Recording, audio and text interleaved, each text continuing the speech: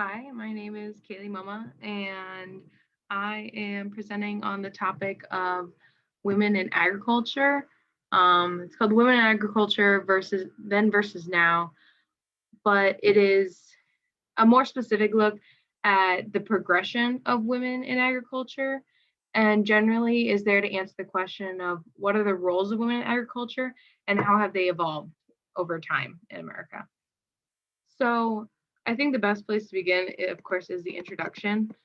And as we look at the intro, um, the role of women has changed quite a bit in agriculture. In the beginning of U.S. history, we see a lot of women working on farms just as a means of survival. So a lot of this is garden work or working a lot with their children, just doing basic farm labor just as a means of survival because most people lived on farms during the early 1800s, late 1700s, even into the 1900s. Farm life was a huge portion of American society and how everything functioned. And as we get into the 19th century, we see a lot of that agricultural revolution, industrial change in a way where um, the mechanization of farm life, where we're seeing the seed drill, innovations in just how we plant and agriculture itself. The cotton gin, crop rotations were beginning to show themselves a lot more. Um, it really was the first signs that people could start moving away from everyone being a part of a rural environment into, anyone can you can go move to a city because this mechanization is leading to high production. People can be fed through smaller farms, and it led to the diversification of more jobs. And so people could leave and go do new things that weren't quite done before. Um, of course, it is important to kind of look at the flip side of it, where it's not we can't generalize women as a whole in their involvement in agriculture because everyone's intersections make their interaction with different things um, pretty unique to each person. So my interactions with agriculture is going to be a lot different from someone else who may have a different socioeconomic status, different race, different ethnicity, all of those fun things. So for white women during this time, I would say it was highly dependent on your socioeconomic status for how your involvement in agriculture was going to look. So we see, um, poor women that their involvement in agriculture is purely survival. You need to feed yourself, feed your family. Um, the common like large farm family just to keep everything functioning to produce the most as possible. Um, richer women, we were seeing them live more in cities. Farming might have been more, farming and gardening was more of a leisurely activity, not quite as this is to feed my family to make sure we will have enough um, for, to feed ourselves, breakfast or dinner, any of those meal times. Um, then we also look at this time as some scholars would say that this was a time of great equality for men and women who lived on farms because it was very much like give and take equal amounts because you needed all the labor you could to run those farms. But the suppression of women as a whole, from bodily autonomy to sovereignty over their own lives, kind of debunks the idea that there was true equality, work equality, and the amount of like effort put into their jobs probably was about the same on farms for the time for white men and white women, but at the same time, the societal values, really wouldn't allow for true equality between the sexes during this time. Um, when we look at the jobs that were being completed by women, um, on farms, like doing agricultural work in the 19th century. A lot of this agricultural work, there was probably some high intensive labor happening in fields and on those really like for harvesting and that kind of labor intensive work. But a lot of white women were seen doing more childcare, gardening, clothing maintenance, food preparation, and preservation, um, to kind of keep those. One is just very traditional, the homemaker type work, while um, male children and the husband were seen as, they're going to be taking care of farm animals. They're going to be doing a lot of labor intensive work. It wasn't really woman's work. And so that kind of breaks up, it kind of creates a segregation between jobs where you didn't really see women breaking those specific lines. Even it did happen, but it wasn't very frequent. It should also be kind of noted that during all of early history, the utilization of Black and brown bodies for labor was very commonplace, and that really created many negative experiences with agriculture for women of color. And because of this, it has affected their participation in agriculture up until this time. While this project is a more general look at it, that should be noted that because of their unique experiences within early American agriculture, it has perpetually affected their experiences up until this day. Even though today, I'll talk about it a little later on, what they do now is much more positive than what was forced upon them in early history.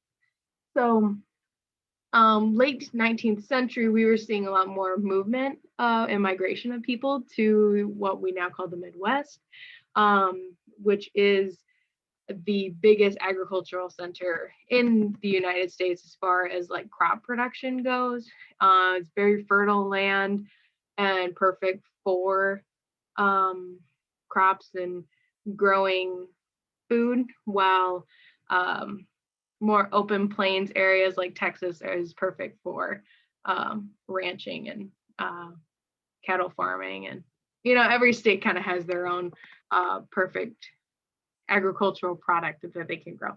But the Midwest has really high grain production and was a perfect draw for many Midwestern or many families looking to obtain land and begin new farms. And so these farms were created with a lot of Christian values in mind, creating a lot of traditional spaces that are still seen to this day, where if you talk to some Midwestern people there, and especially farm families, they might talk about traditional values and family values. And that's something that has really held with many generational farms that have been passed down generationally, just because of how important those traditional values are. And that kind of began in that late 19th century, when railroads are really getting moving. And then we see in the 20th century, all throughout the 20th century, there was a lot of leaps and bounds within science, technology, activism, human rights. People starting to realize things are pretty messed up between, as far as like gender relations and race relations and stuff that's even being debated and fixed to this day. And then, of course, you have the two world wars. The First World War being some of the greatest changes in warfare technology. And then you move forward into the Second World War, where, you have the foundation of the Women's Land Army and the American government pushing for women to enter in agriculture to make sure that food is plentiful for men who are overseas and men who are fighting in the war. And so you see a lot of there was a lot of draw and want for women to work in agricultural positions, especially it had never been done before. As you saw a lot of these families moving to urban centers in the early and mid 20th century, the redraw of women back into farming was a pretty big boom during the time. So that's, I think, pretty interesting. And then while this is all happening, they want so many women to go and farm and learn how to produce agriculturally.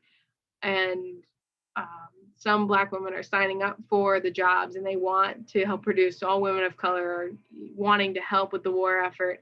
And then you also see the kind of ugly head of racism rear its head and see that they are wanted for the positions, because if they're in them, then white women won't want them. And so it's kind of I always see it as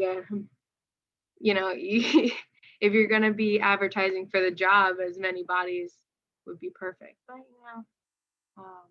values of the time and terrible exclusion. And so there were Black women that helped during this war effort anyway.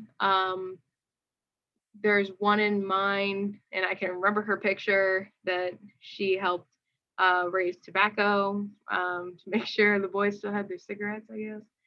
And we see that in the later 20th century, then we're seeing that second wave feminism come back again.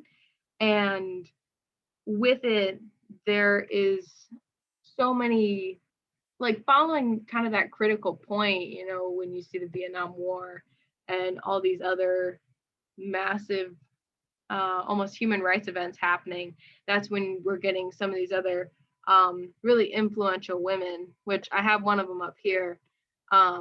In the Portraits of Women Agriculturalists, you see right here Dolores Huerta, who was raised by her father was a farm worker and I believe a coal miner or miner in general, and her mother, who I believe owned a motel and was very independent. She became an advocate for the community around her, and it led her to create the Agricultural Workers Association in California. And one of her many achievements was the passing of the Agricultural Labor Relations Act of 1975. So it was during this big time of activism and people demanding human rights during such a pivotal time in history. She was amongst them advocating for the Latinx populations and demanding their rights, because they are so much ingrained into the agricultural community. And I think that it really isn't spoken about very often about how important the Latinx community is in American agriculture and have been for quite a long time.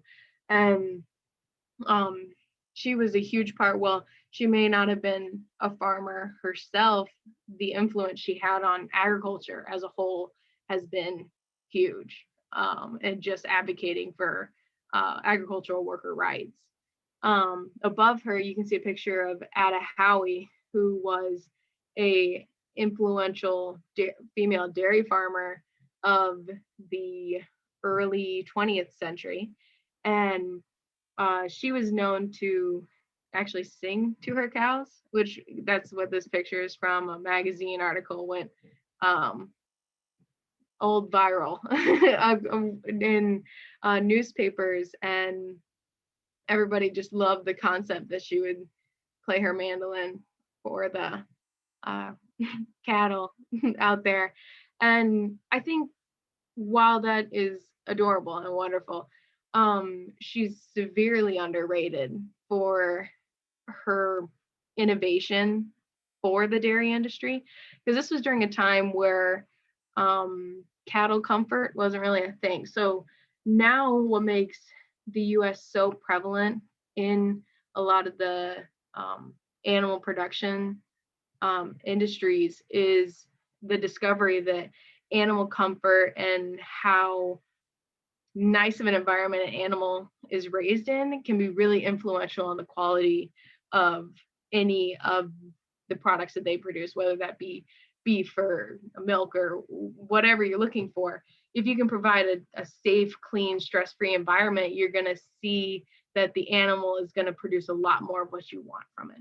And she was known for bringing femininity to agriculture, and she wasn't really quiet about it. She loved that part of her, that she was like, yes, I like things nice. I put curtains on the windows. I make sure the animals are cleaned like every single week and their stalls are cleaned frequently. And I don't want to see anything out of place or gross because this is supposed to be my pretty farm. And so she really kind of owned who she was and became deeply devoted to dairy science and learning dairy breeds, and this kind of like innovation of sanitation and care practices wasn't seen before.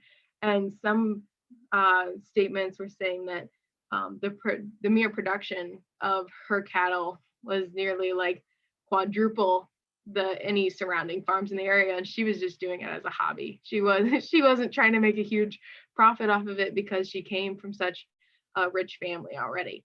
So I think that kind of shows where the true perspective of women in agriculture can lie. And it's not from the perspective of bringing that feminine touch, feminine approach. It's more of just the diverse perspectives that, you have this certain image in your head of how you want your farm to run, your what you want to produce, and who you want to benefit from that.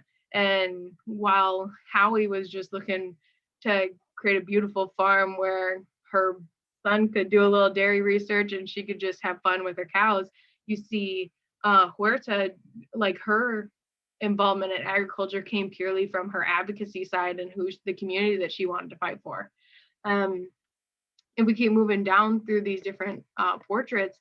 You see Naima Clark, who was running an urban farming project in Seattle called Nurturing Roots.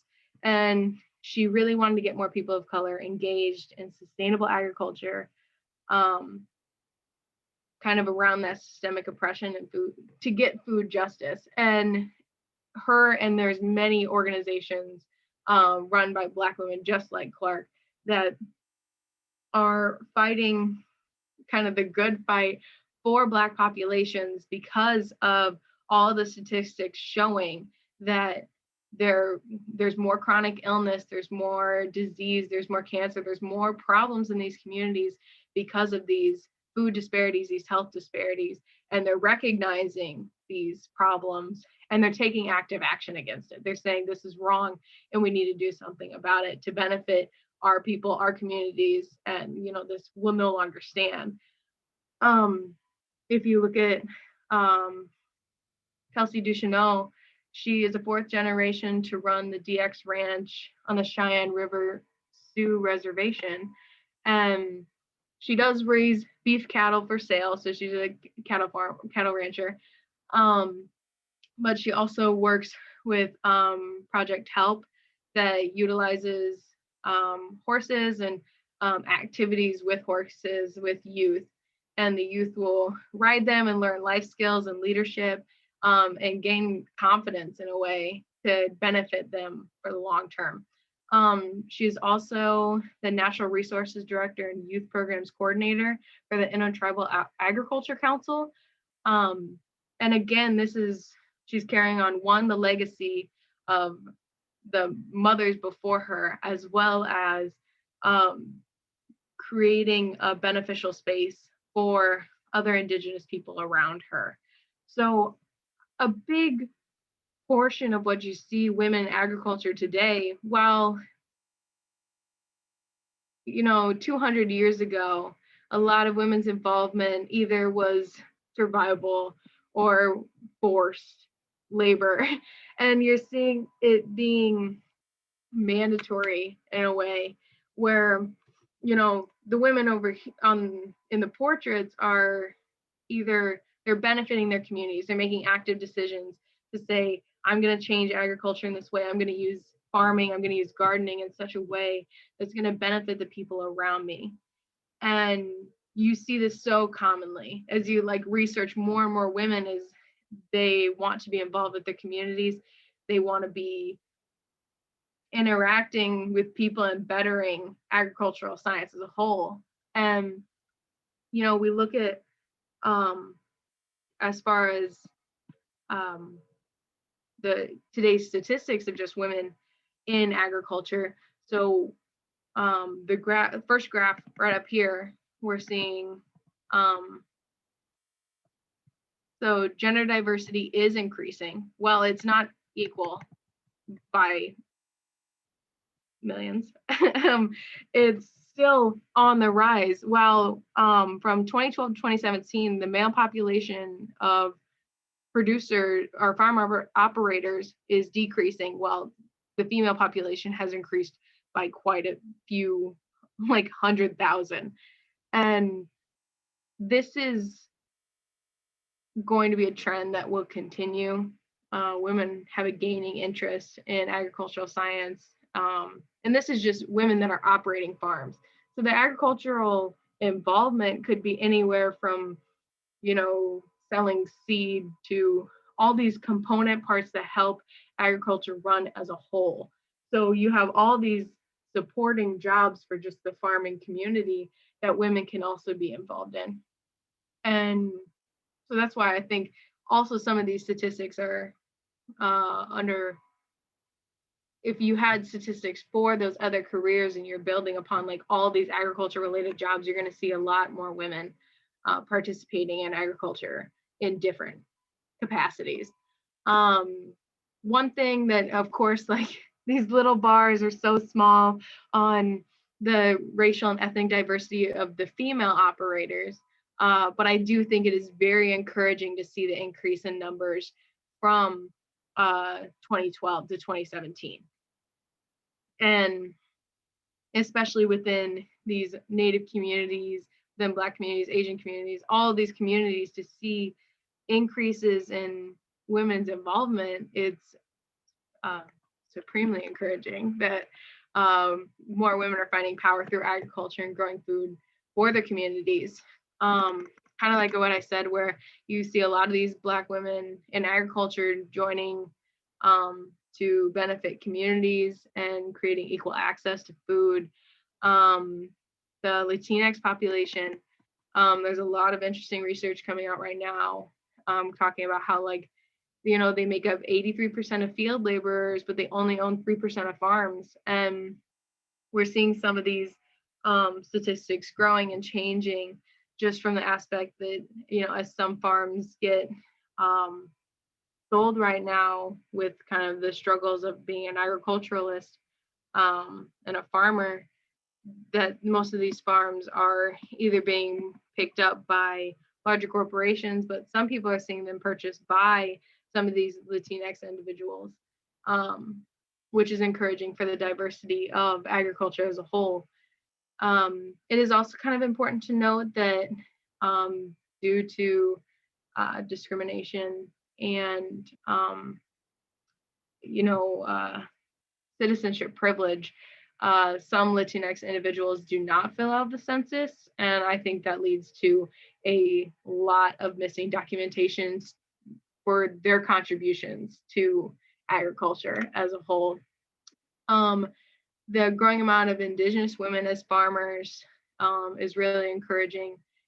The Native populations are so important to understanding American agriculture and to bettering American agriculture because of their beautiful ties to the land. And in future years, that's going to be a really important component in moving forward in agriculture and benefiting agriculture as a whole, just due to their generational knowledge and how essential that will be just for environmentalism.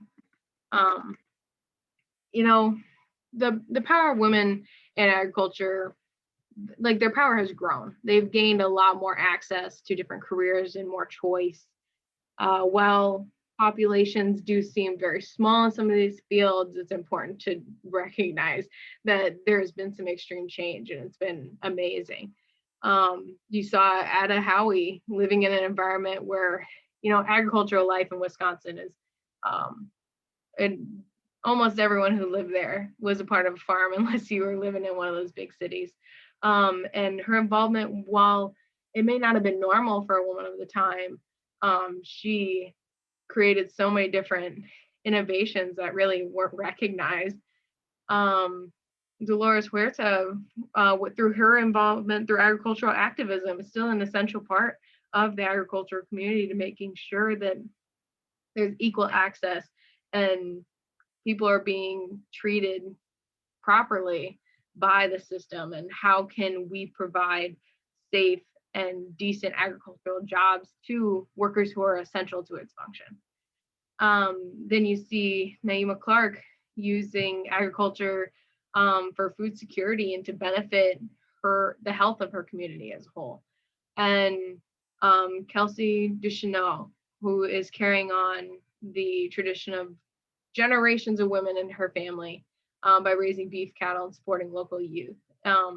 These women are all perfect examples of kind of the innovation and choice and how things have progressed quite a bit, and there's still people carrying on traditions and showing that they appreciate the generational passing down of land and carrying on those traditions. While there are some who are like Ada Howie, who innovated throughout the 20th century, and Huerta, who want to see things get better. And their involvement, women's involvement in agriculture is kind of across the board, just changing. It's all new and different and exciting. And, to answer the question of what are their roles and how have they evolved, their roles were, I would say, limited, and there were societal expectations where now I'm sure in some farm communities there are still like traditional expectations for farm wives and girls who are raised on farms. But then you also see the breaking of barriers by women of color who are choosing to create urban gardening systems and make their communities a better place. And some women are creating farms to better young girls and how they can increase participation elsewhere. And overall, the true diversity of agriculture is going to continue changing, and that's the way of the future. And so as we look on how, agriculture has always been diverse in a way, if you want to call it that, but through active and voluntary participation in agriculture, it's better than ever, and it's going to continue improving. And that's through this research, I've only been more empowered and excited to see where agriculture is going to go.